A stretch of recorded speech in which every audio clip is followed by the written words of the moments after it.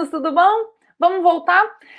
Na última aula, a gente acabou falando que em 1978 a gente teve a Declaração de Alma-Ata. O que foi muito importante nessa Declaração de Alma-Ata?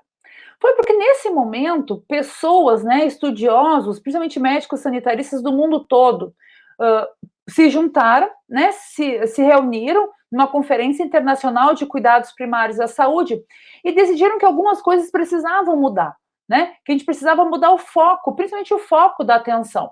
Da gente tirar o foco apenas na atenção curativa, apenas na atenção medicalocêntrica e mudar para uma atenção primária.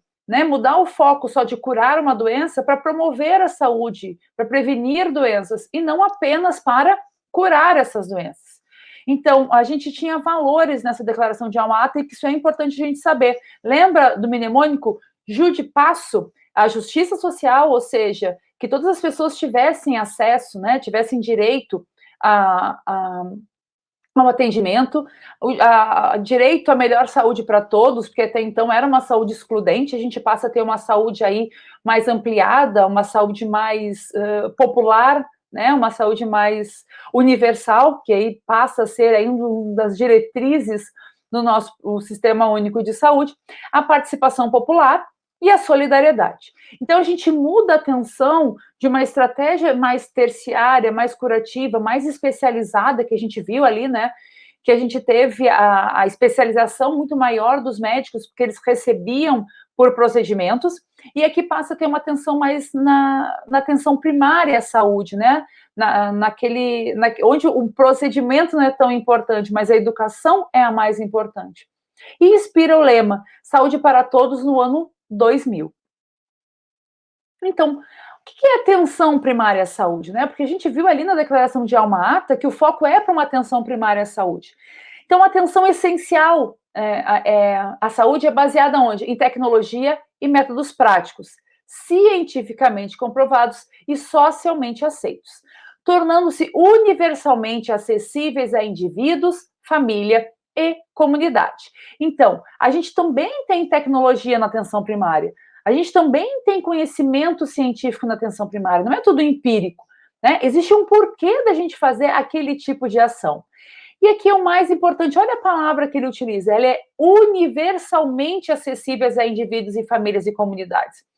A gente não pode esquecer que até então a saúde era excludente, é apenas para os previdenciários, aquelas pessoas que contribuíam com a Previdência Social, tinham suas carteiras assinadas, tinham a carteirinha do INAMPS, essas pessoas poderiam participar.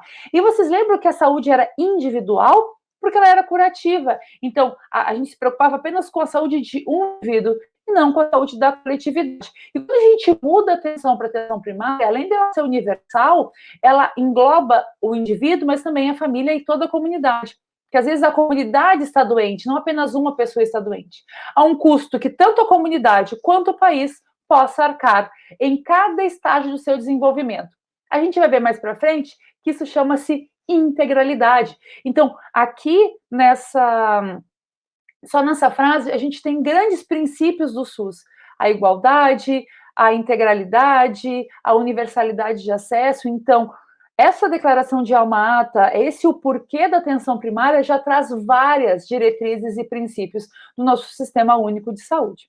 Outra coisa, é parte integral do sistema de saúde do país. A atenção primária, a educação em saúde, a promoção da saúde, a prevenção de doenças, ela faz parte do foco, da função central da saúde de um país. A gente sabe que quanto menos um indivíduo adoece, melhor é. Primeiro porque ele não deixa de trabalhar, o custo de educação em saúde é menor do que uma saúde curativa, e a base, se eu posso evitar que um paciente adoeça, por que eu vou deixar ele adoecer? Se no enfoque principal no desenvolvimento social e econômico global da comunidade. Então, uma comunidade saudável, ela ainda mantém a sua força laborativa, ela continua trabalhando, então ela gera economia, mas ela também traz economia para aquela comunidade, certo? Então, quando a gente fala de atendimento integrado, de cuidado integral, a gente não está falando só da doença, eu também estou falando do meio ambiente em que aquela pessoa vive. É saudável viver ali, a gente vai ver que daqui a pouquinho a gente vai estar falando aí de condicionantes e determinantes da saúde, isso também tem a ver com a atenção primária. Né? Então, quando eu falo de saúde infantil, que eu tenho que evitar que aquelas crianças tenham diarreia e morram de diarreia, será que eu estou falando só da doença diarreica? Ou estou falando da forma como essa pessoa se alimenta, da forma como essa pessoa vive, em que momento ela vive, se ela estuda, se ela não estuda? Então, quando eu falo de atenção primária, eu estou englobando vários pontos e não só a doença daquele paciente. E é o primeiro nível do contato dos indivíduos, né? A gente diz que é a base da pirâmide, por isso que a gente chama de atenção primária, não porque ela é menos importante, mas ele é o primeiro nível de contato, né, da família e da comunidade, com o Sistema Nacional de Saúde, levando a atenção à saúde o mais próximo possível do local onde as pessoas vivem e trabalham, constituindo o primeiro elemento de um processo de atenção continuada à saúde. Então, a atenção primária à saúde, ela tem características próprias, né? Então, quando eu vou falar de uma comunidade e vou prestar atenção à saúde daquela comunidade, eu vou estar trazendo ela para a base, eu vou estar atendendo exatamente às necessidades daquela população, daquela comunidade, daquela família, daquele indivíduo. Então, por isso que a gente diz que a atenção primária é o mais próximo, é o contato mais próximo daquele indivíduo. É onde eu consigo mudar vários fatores que vão promover a saúde dessa pessoa. Então, em 1982, viu que a gente já está chegando perto ali, né, da criação do SUS, é criado o Programa de Ações Integradas à Saúde, o PAIS, ou PAIS. Ele é um embrião, meninos, do SUS. Por quê? Qual é a ênfase dela? Atenção primária, sendo a rede ambulatorial, pensado como porta de entrada do sistema. Aqui, a gente ainda não tem atenção primária à saúde com o programa de atenção básica, né? A gente ainda não fala de postos, de programa da saúde da família. Então, o que eles imaginam? Se eu tivesse ambulatórios que pudessem cuidar da minha comunidade, já seria um grande avanço. Não é isso que o país começa a criar, né? O Programa de Ações Integradas à Saúde, essa é a ênfase dele, é trazer a saúde mais para próximo do cidadão. Então, eles pensaram em ambulatórios como porta de entrada. Quando a gente vai falar ali de Lei 8080, 7502, a gente vai falar quais são as portas de entradas hoje em dia. Mas aqui, em 1982, eles já pensam numa porta de entrada para atenção primária, e aí seriam os ambulatórios. O convênio, né, quem é que paga isso? São os ministérios, junto com as secretarias de saúde. Então aqui, meninos, a gente já começa a descentralizar um pouco a saúde. Porque lá, né, na ditadura militar, ali no governo Vargas, a gente centraliza a saúde toda na mão da União. Então, a União decide qual é a forma que a gente vai oferecer saúde para os cidadãos. Ali ele decide quanto que vai ser pago, quais são as ações de saúde que vão ser feitas, né? Quem são os médicos credenciados. Então, é tudo centralizado. Né? A pirâmide, o poder da pirâmide está na ponta da pirâmide. E aqui não. Aqui, quando eu falo em porta de entrada, quando eu falo de atenção primária, quando eu falo de trazer a atenção mais para perto dos cidadãos, eu já estou o quê? Descendo o nível da pirâmide, né? Então, o governo federal, os ministérios vão começar a fazer associações com as secretarias de saúde para que possa oferecer saúde para os cidadãos. Então, aqui a gente já tem um princípio da descentralização, é um começo, é um embrião da descentralização da saúde. Quais são os objetivos? Primeiro, a integração das instituições públicas de saúde mantidas pelas diferentes esferas de governo em redes regionalizadas e hierarquizadas. Por isso que eu falo para vocês, esse programa de ação integrada à saúde, ele é um embrião do SUS. Porque no SUS a gente fala exatamente isso, que a gente quer descentralizar o poder, regionalizar a saúde e fazer isso de uma forma hierarquizada, com esfera, né, direção única em cada esfera de governo. Então, aqui o que ele faz? Ele tira o poder da ponta da pirâmide, só da esfera da União, e começa a trazer para onde? Mais para a base. Então, eu vou começar a regionalizar a saúde e hierarquizar a saúde. Né? Integrar serviços públicos de saúde. Vocês lembram que a gente tinha poucos, mas a gente tinha hospitais públicos, né? A gente tinha clínicas públicas de saúde, só que isso tudo era separado, né? Era tudo desintegrado. E agora esse programa para juntar tudo, que se ofereça a melhor forma de saúde para aquelas pessoas. Criar uma porta de entrada para o sistema através de uma rede básica de serviços de saúde. Porque aqui a gente não pode esquecer que a gente está tentando oferecer saúde para todo mundo, para aqueles que contribuem e para aqueles que não contribuem. Mas como é que eu posso fazer isso? Se desde 1500, né, a gente vem oferecendo saúde apenas para as pessoas que contribuíam para aquilo. Né? Então, assim, é sempre quem trabalhou, é sempre quem prestou contas financeiras é que tinha direito à saúde. E agora não. Ali a gente viu que lá em Alma Ata a gente queria oferecer saúde para todo mundo. Mas de que forma? Né? Eu preciso ordenar isso. Né? Eu preciso dizer com que forma as pessoas vão entrar, qual é a porta de entrada dessas pessoas para essa nova saúde. Então, eles pensaram o quê? Essa porta de entrada poderiam ser os ambulatórios regionais, certo? Então, isso é o primeiro esboço de um programa único e gratuito e universal de saúde. Então, propunha a criação de um sistema de referência e contra-referência e uma atribuição de prioridade para a rede pública de serviços de saúde e com complementação pela rede privada após a sua plena utilização. Então, olha aqui, meninas, quando a gente for falar mais na frente, vocês vão ver que é muito parecido com o que a gente tem hoje. Como é que funcionava na época? Né? Então, a gente tinha poucos hospitais públicos, pouco serviço público oferecido, e o que não era complementado, né, ou seja, que não poderia ser oferecido pelo sistema público, a União comprava serviços na rede privada. Lembrando que mesmo os serviços públicos eram oferecidos apenas às pessoas que contribuíam, apenas os previdenciários. E aí, com essa criação, né, com a Carta de Alma Ata, com essa criação do Programa de Ações Integradas à Saúde, que a gente queria oferecer saúde para todos até o ano 2000, foi necessário criar essas portas de entrada. Então, os ambulatórios foram ditos como uma dessas portas. Então, o serviço de referência e contra-referência era por quê? A população era orientada a procurar os ambulatórios, e aí, se ali não fosse resolvido e eu pudesse encaminhar essas pessoas para o serviço público, eu fazia a referência, ou seja, eu mandava essas pessoas para esse serviço.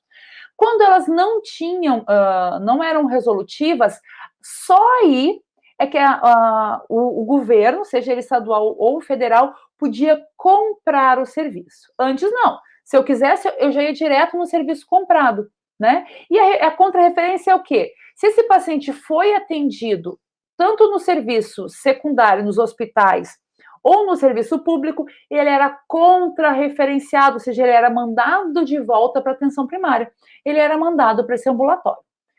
Aqui, visava o que a gente fizesse o quê? Primeiro, que todo mundo tivesse acesso, não só aqueles que contribuíam, mas também que aquela necessidade do paciente fosse plenamente atendida, fosse atendida de forma integral. Isso é importante porque mais para frente a gente vai ver que a integralidade do cuidado, ela é um dos princípios do SUS. Então, assim, quais são os níveis de complexidade que a gente tinha?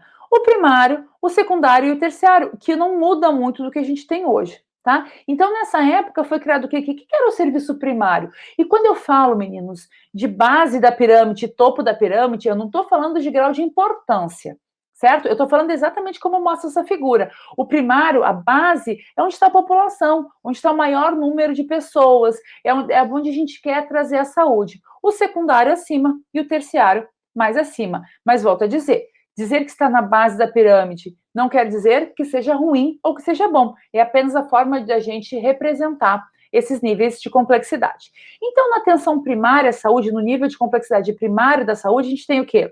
Atividades de promoção, proteção e recuperação da saúde no nível ambulatorial, certo? Ou seja, são aquelas coisas que a gente consegue resolver a nível ambulatorial, agrupando atividades de saúde, saneamento e apoio diagnóstico. Exemplos: ultrassonografia, unidades básicas de saúde, postos de saúde, centros de saúde. Então, nessa atenção primária, é onde eu consigo resolver assuntos de promoção, de recuperação da saúde também. Ah, mas recuperação da saúde não seria nível secundário? Se eu conseguir resolver, recuperar a saúde desse meu paciente na atenção primária, tá ok, né? Se eu conseguir, dentro de uma UBS, dentro de um centro de saúde, resolver o problema desses meus pacientes, eu continuo fazendo ele, né, atendendo ele na atenção primária. Mas não consegui, não foi resolutiva a minha ação. Ele precisa de uma atenção maior, uma atenção mais complexa. E aí eu vou referenciar. Prestem atenção ali nas cores das flechas, né? A referência é quando eu mando o paciente para outra unidade. E a contrarreferência é quando eu recebo esse paciente de volta. Na atenção de complexidade secundária, eu tenho o quê? Assistência, atividades assistenciais nas densidades tecnológicas intermediárias e nas mobilidades de atenção ambulatorial, internação, urgência e reabilitação, como, por exemplo, unidades mistas, ambulatórios gerais, hospitais locais, hospitais regionais. O problema desse meu paciente, ele é um pouquinho maior, né? Eu não consigo atendê-lo na atenção básica, eu preciso de outras tecnologias que eu não tenho na atenção primária. E aí eu referencio esse paciente para onde? Para as unidades mistas, para os ambulatórios gerais, ou seja, se eu precisar de uma outra especialidade, se eu precisar de exames mais complexos, eu referencio esse paciente para atenção secundária, hospitais locais e regionais. Também não consegui. O problema desse meu paciente era ainda maior, ele precisava de mais atenção, ele precisava de uma complexidade maior, né, no seu atendimento. Aí eu referencio ele para o hospital terciário. É a maior capacidade resolutiva de casos mais complexos do sistema, nas modalidades de atendimento ambulatorial, internação e urgência. Aí eu estou falando de ambulatórios especializados, hospitais especializados e hospitais né, de especialidades. O que acontece? É como se assim, na minha cidade tem um hospital que trata somente de casos de câncer. E lá faz cirurgia de câncer, faz a reabilitação do câncer, ou seja, ele é muito específico. Né? Então, na minha atenção primária, eu posso tentar fazer o diagnóstico, eu posso verificar se o paciente tem predisposição ao câncer, então a gente pode fazer um citopatológico do câncer. Aí ele precisa de uma atenção melhor, talvez eu tenha visto alguma coisa, então eu posso mandar ele para atenção secundária. Não, ele precisa fazer um tratamento mais especializado, uma cirurgia, ou uma angiorressonância, alguma coisa que exige um grau maior de complexidade. Aí eu mando ele para o terciário. Resolvido o problema dele no terciário, ele vai ser mandado de volta para casa? Não. Aí é que vem a grande diferença. Antes a gente curava o que fosse, um braço quebrado, e mandava o paciente de volta para casa. Aqui não. Aqui ele é contra-referenciado, ou seja, ele vai fazer esse acompanhamento depois aonde? Na atenção primária à saúde. Foi de onde ele veio, é a porta de entrada dele. E é ali que vai ser a porta de saída. Né? Então, quando termina esse problema de saúde, essa doença que precisou, às vezes, ir até o nível terciário, ele é contra-referenciado, ou seja, ele vai descendo os níveis da pirâmide até chegar da onde ele saiu. Aí vai continuar sendo acompanhado, né? Porque a gente não manda o paciente embora. Então, assim, será que não tem que voltar para fazer o acompanhamento daquela doença que levou ele até o grau terciário? Será que a patologia não pode ter desenvolvido outras patologias que precisam ser acompanhadas, que não precisa de uma tecnologia tão dura, uma tecnologia tão pesada, que pode ser acompanhada na atenção primária? Então, foi isso que a gente pensou, né? Tirar o poder de decidir de que forma o paciente vai ser atendido apenas da esfera federal, apenas da União, e passou para todas as esferas. E quem melhor, meninos, para conhecer um paciente do que a atenção primária? Né? Ele muitas vezes mora naquela região, ele conhece aquela região, e aí aquela região conhece ele está inserida numa cultura naquela região. Né? Então, às vezes a gente tem um estado, não precisa nem falar do país, porque o país é claro que ele é muito grande, mas às vezes a gente tem dentro de um próprio estado várias culturas e várias realidades diferentes. Né? Então, é preciso que a gente tenha esse olhar diferente para cada região de saúde. Então, como é que funcionou aqui? A gente teve esse movimento sanitário desde lá do começo, lembra? Lá em 1808, quando Dom Manuel diz que as pessoas não podem descer dos navios. Depois a gente tem Oswaldo Cruz e Carlos Chagas dizendo que eu preciso vacinar as pessoas, que eu preciso limpar aquela região. Fala um pouquinho aí da educação em saúde, mas também a gente tem ali a criação das caixas de aposentadorias e pensões, dos institutos de aposentadorias e pensões, a criação do INPS, a criação do INAMPS, até que a gente chega num local, numa coisa muito importante, né, de um acontecimento muito importante para a nossa saúde, que é a 8ª Conferência Nacional de Saúde. Na 8ª Conferência Nacional de Saúde, que aconteceu em 86, ela traz essas ideias da Carta de Alma-Ata para a nossa realidade. Ela propõe diretrizes, ela propõe um embrião do SUS. Então, é dali que sai, né? Foi tão forte, tão grande a presença da 8ª Conferência de Saúde, foi tão grande o movimento da 8ª Conferência de Saúde, que a gente consegue colocar dentro da Constituição Federal artigos que falam sobre a saúde. E dali cria o SUDES, que é o Sistema Unificado e Descentralizado de Saúde, né, que é aquela transição entre o que a gente tinha antes, que era o INPS, para, propriamente dito, o SUS. Então, aqui, meninos, é uma caminhada, né? Por isso que é tão importante a gente conhecer de onde é que a gente veio. Lembra, na primeira aula que a gente teve, lá atrás, eu falei para vocês que eu vou conhecer de onde eu vim para descobrir para onde eu vou. É importante que vocês entendam a caminhada. Por que a gente brigou por algumas coisas agora? Né? O que a saúde veio trazendo? Será que estava tão errado o que acontecia antes? Não, né, meninas? Isso é só uma caminhada. A gente precisa errar para poder acertar. Então, ali na 8ª Conferência de Saúde é que a gente começa a criar o SUS propriamente dito. Então, esse movimento sanitário que a gente teve, então, assim, ele nasceu no meio acadêmico e profissional, tá? Através dos sindicatos, numa luta contra a ditadura. Tá? Então, nesse momento, a gente tem, como eu falei para vocês, muitos dos pensadores, muitos dos médicos sanitaristas que estavam na 8ª Conferência de Saúde, eles tinham sido exilados, exatamente porque eles questionavam algumas coisas da ditadura. E a gente sabe que naquela época, e qualquer ditadura não pode ser questionada, ela só tem que ser aceita. Então, muitos desses médicos foram para fora do país, conheceram essas reformas e trouxeram essas ideias para cá. Né? O objetivo sempre foi de transformar o papel do Estado em relação de proteção à saúde dos cidadãos brasileiros, porque antes o papel do Estado era o quê? Só ditar normas, e agora não, né? Ele tem que ter um papel, ele tem que ter uma responsabilização pela saúde da sua população. Então o lema era o quê? Saúde é democracia, não esqueçam disso, a 8ª Conferência de Saúde, o lema dela é saúde é democracia, porque vai cair na questão de prova o seguinte, se cair, qual era o lema da 8ª Conferência Nacional de Saúde? Vamos dizer, saúde é um direito de todos, um dever do Estado, porque essa é a frase que a gente mais conhece em relação à saúde, né? Só que não é essa a realidade da 8ª Conferência. A 8ª Conferência diz que saúde é democracia, porque aqui é que nasce a universalidade da assistência. Aqui é que nasce que todo cidadão tem direito à saúde, independente se ele contribui para a Previdência Social ou não, certo? Aí vem um movimento sanitário versus uma reforma sanitária. Então, quais são as nomenclaturas que mais caem na prova?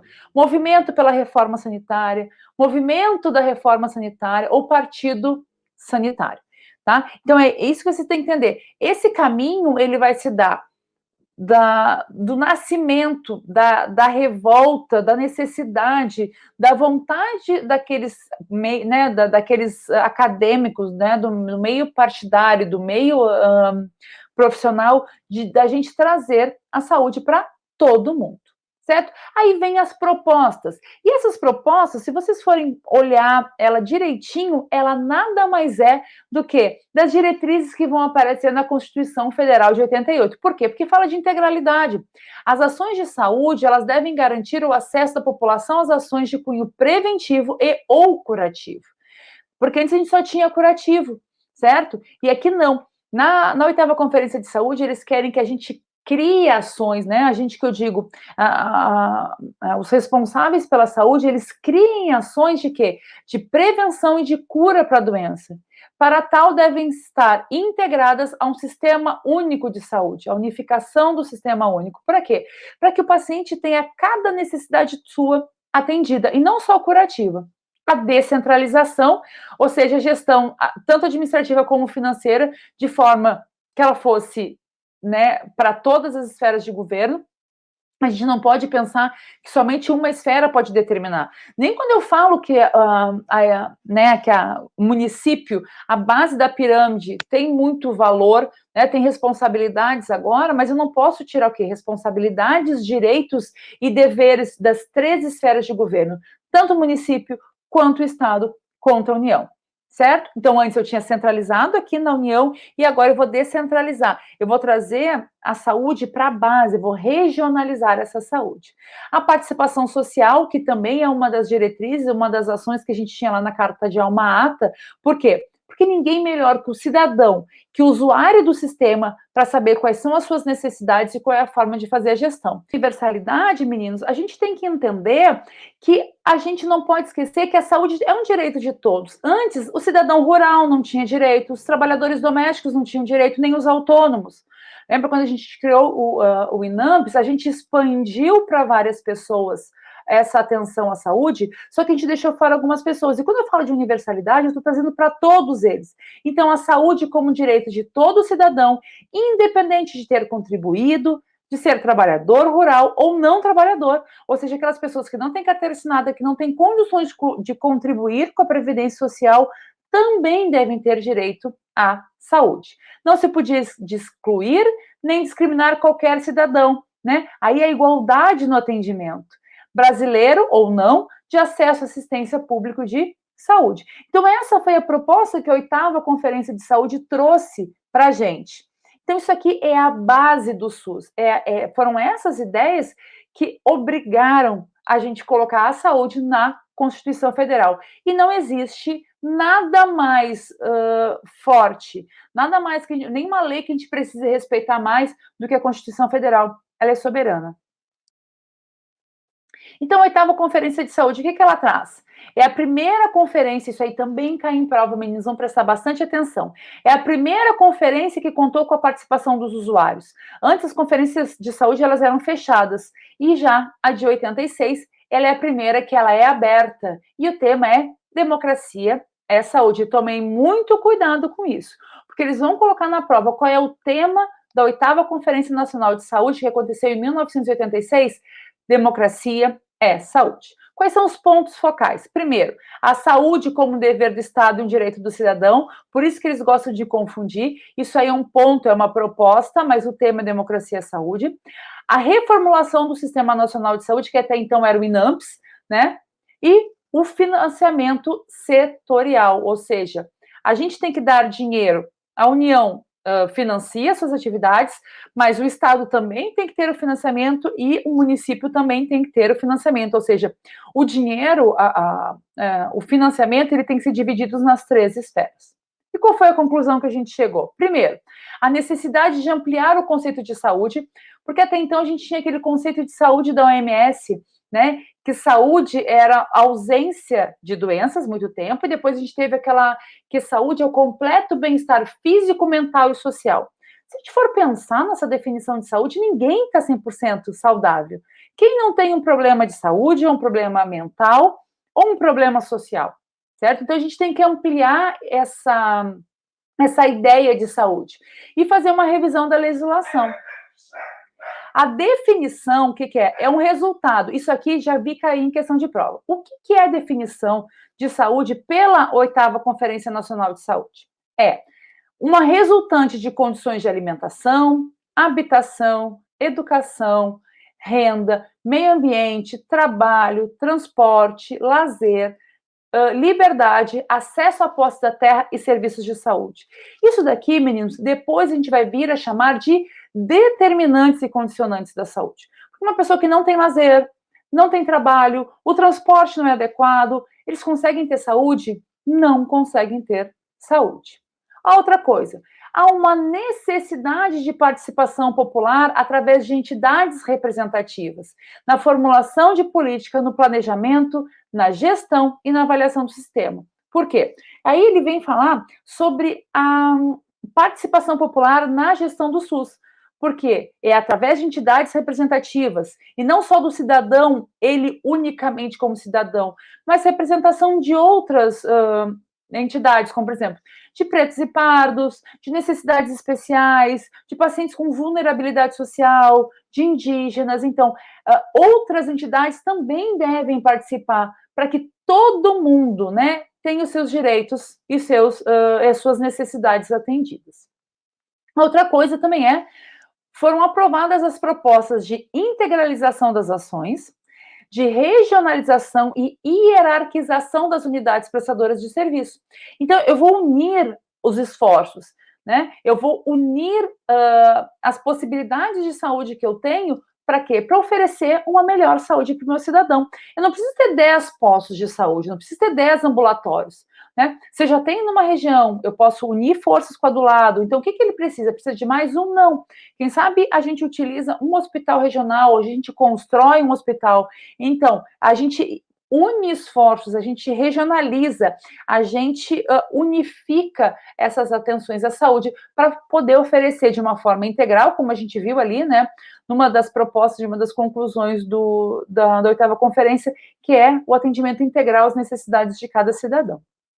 E atribui ao Estado o dever de garantir condições dignas de vida e de acesso universal à saúde. E apontar as necessidades de integrar a política de saúde e as demais políticas econômicas e sociais. Por quê?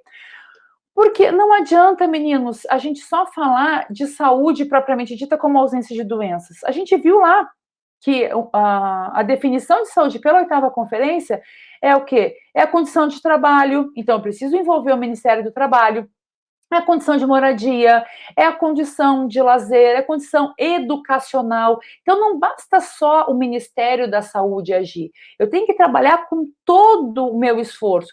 Tudo aquilo onde determinantes e condicionantes da saúde vai ter problemas, a gente precisa, sim, atuar. Nunca de forma isolada, nunca de forma de cima para baixo. Pelo contrário, agora a saúde começa de baixo para cima. A população, né, os cidadãos, os usuários do sistema, eles vão se unir para ver quais são as suas necessidades. Essas necessidades vão ser passadas para um Estado, que vão ser passadas para a União. Por isso que a gente disse que agora é descentralizado, regionalizado e hierarquizado, certo? As necessidades, elas vêm de baixo até chegar na ponte da pirâmide.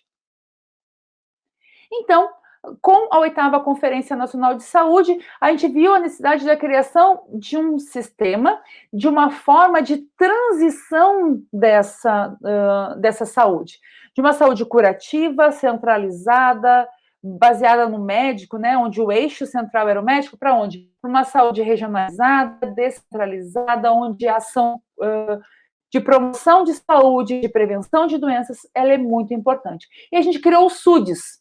O SUDES é o Sistema Único Descentralizado de Saúde. Então, esse programa fez um convênio com o INAMPS, lembra? O Instituto Nacional de Assistência Médica e Previdência Social, que é aquela parte que cuida da assistência médica, quando foi desmembrado o INPS, e os governos estaduais. Cuidado, isso cai em prova, tá? Que eles falam que é uma junção do INAMPS com o governo federal. Se eu estou descentralizando, eu tenho que tirar do governo federal e fazer um convênio com a esfera estadual. Então, quais são os princípios do SUDES, certo? É a universalidade, a equidade, a regionalização e a hierarquização, a implementação de distritos sanitários, a descentralização e a integração de serviços de saúde. Por que é importante a gente lembrar disso? Porque é através desses princípios que a gente vai conseguir montar o nosso SUS, o nosso tão amado SUS, né? Onde vai vir aí mais um monte de legislação para a gente aprender. Então, bem acrescente, lembra? Lá mesmo, quando a gente tinha o INAMPS, a gente já pensava em alguns atendimentos descentralizados, um atendimento mais integral. Aí a gente vem aqui com a declaração de Alma-Ata, com a 8ª Conferência de Saúde, com a criação do SUDES. Então, o SUDES vem para quê? Ele pega o INAMPS ainda, né, que presta assistência médica e da Previdência Social, ele vai fazer convênios com os estados para quê? Para que a gente consiga melhorar a saúde de todo cidadão. E quais são esses princípios que a gente tem? a universalidade, porque a gente viu que uma das propostas da 8ª Conferência de Saúde é a saúde de todos, lembra? Saúde é democracia, e quando eu falo democracia, todo mundo tem direito. A equidade, ou seja, eu tenho que dar mais para quem precisa mais e menos para quem precisa menos. Eu tenho a regionalização, ou seja, a saúde, as decisões, elas passam da ponta da pirâmide para a base da pirâmide, e hierarquizado por quê? Porque a base da pirâmide vai conversar com o meio, que vai começar com a ponta. A implementação dos distritos sanitários, ou seja, eu vou tirar a organização, a coordenação da saúde e vou trazer o mais para perto da base que eu posso, né? Então, assim, não adianta também eu ter uma em cada bairro. Então, eu pego ali junto populações, junto espaços que têm as características muito parecidas e crio um distrito sanitário. Ele é descentralizado porque o poder não está mais somente na mão da União e também tem a integração do serviço de saúde para quê? Para que eu possa oferecer uma melhor saúde para aquela população com os recursos que eu tenho. Porque não é porque a gente está criando esse serviço novo de saúde que vai surgir dinheiro de tudo, eu vou poder fazer postos, hospitais, não. Eu tenho que ver o que eu já tenho e como é que eu posso trabalhar com aquilo que eu tenho. Então, meninas, é dessa forma que a gente encerra a nossa evolução até a chegada do SUS. Então, não percam a oportunidade de aprender de onde é que a gente veio, porque aí a gente vai entender onde é que a gente chegou. Prestem muita atenção em datas, em nomes de pessoas, certo? Quem financia o quê? E ali, principalmente ali da Declaração de Alma-Ata, na 8ª Conferência de Saúde, quais são os lemas, quais são as propostas, quais são os princípios disso tudo que a gente está vendo. Por quê? Porque tudo isso junto vai dar o subsídio para a criação do SUS lá na Constituição Federal de 88, certo? Bom, a gente vai encerrando a aula por aqui e no próximo bloco a gente volta com várias questões para retomar tudo isso que a gente viu, para ver onde é que a gente está pecando, né? Onde é que está faltando aqui informação. Se ficou com dúvida, meninos, volta lá na aula, como a prof sempre diz, volta lá no começo, entende o que está faltando, entende onde é que foi que não está entendendo, faz o seu resuminho, e a gente volta aqui na próxima aula para responder algumas questões, tá bom? Um beijo, meninos, até a próxima aula.